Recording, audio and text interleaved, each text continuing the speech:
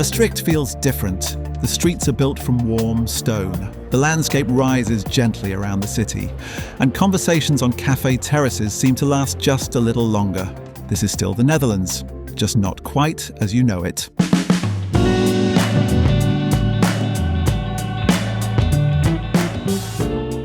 Welcome to Orange Horizons, a podcast for travellers to the Netherlands who want to experience more than just the obvious.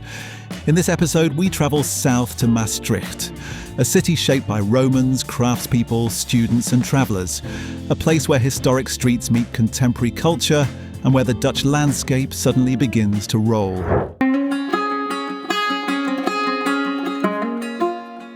For many visitors, Maastricht begins in Week. This neighbourhood lies between the railway station and the River Meuse. Its streets are lined with independent shops, cafes and late 19th century buildings. Walk towards the river and cross the St. Servatius Bridge. The stone arches lead directly into the old city. But pause halfway across. From here, Maastricht reveals itself slowly.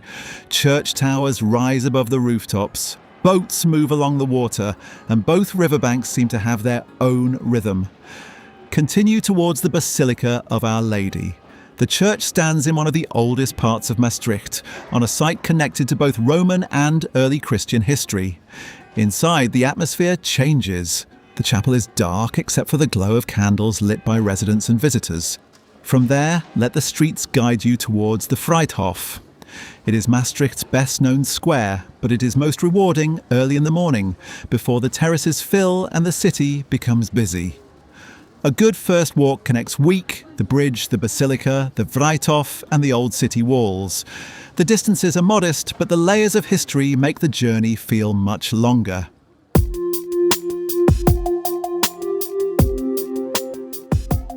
Maastricht is often described as a Burgundian city. That does not simply mean expensive restaurants or long dinners. It is more about making time, sitting down, ordering one more coffee, and treating food as part of the day rather than a break from it. Start with a slice of Limburg Vlaai. This regional pastry is baked with fillings such as cherries, apricots, apples or rice pudding. Look for a local bakery, choose the flavour that is in season and eat it without rushing. On Thursdays, the organic market in Week brings together regional vegetables, bread, cheese and other products. It is a useful stop if you want to taste something produced close to the city. South Limburg is also one of the Netherlands' wine regions. The hills and limestone soil create conditions that are unusual for the country. Many restaurants and wine bars serve bottles from nearby vineyards, so ask what is local before automatically choosing something imported. The best way to experience Maastricht's food culture is not to create a long checklist. Choose one bakery, one market, or one small restaurant. Then give it time.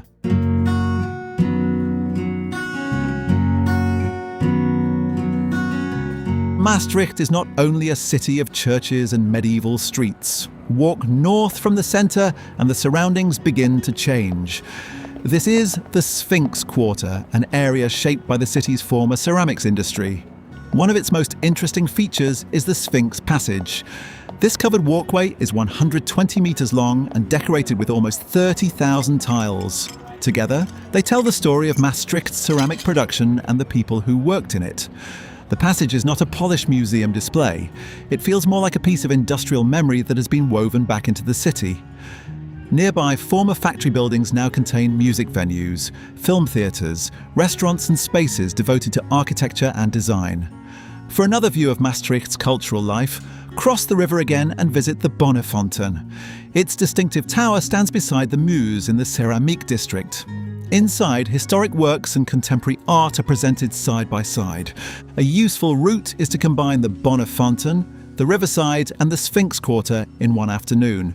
It shows how Maastricht keeps adapting old places instead of simply erasing them.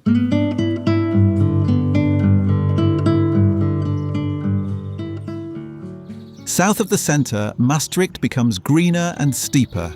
The St. Petersburg rises above the Meuse, with walking paths, woodland and views across the surrounding landscape. But some of its most remarkable stories are hidden underground. For centuries, people extracted limestone here, creating an extensive network of corridors. Today, parts of that network can be visited on guided tours. The walls contain drawings, inscriptions, and traces of people who used the caves for work, shelter, and protection. During the Second World War, important Dutch artworks were stored in a specially constructed underground vault. Above ground, Fort St. Peter overlooks the city from the hillside. A visit to the fort can be combined with a cave tour, followed by a walk through the surrounding nature. Reserve an underground tour in advance. Bring an extra layer even in summer and wear shoes suitable for uneven ground.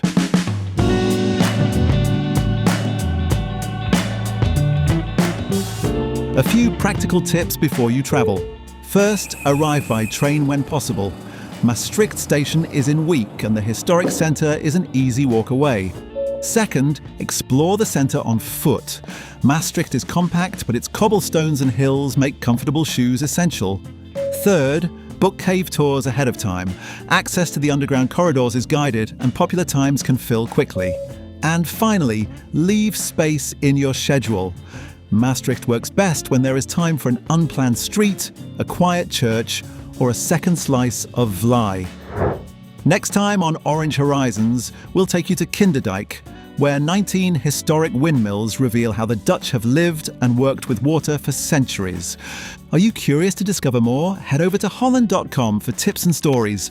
Don't forget to subscribe to Orange Horizons and leave a 5-star review if you liked the episode. This episode was produced by Break the Wire Concepts. On behalf of the Netherlands Board of Tourism and Conventions, editorial direction from Manon Weiss and Ger de Gram. And while the voice guiding you through Maastricht was generated by AI, the cobblestones, caves and slices of vlaai are reassuringly real. Thanks for listening, and see you on the next Orange Horizon.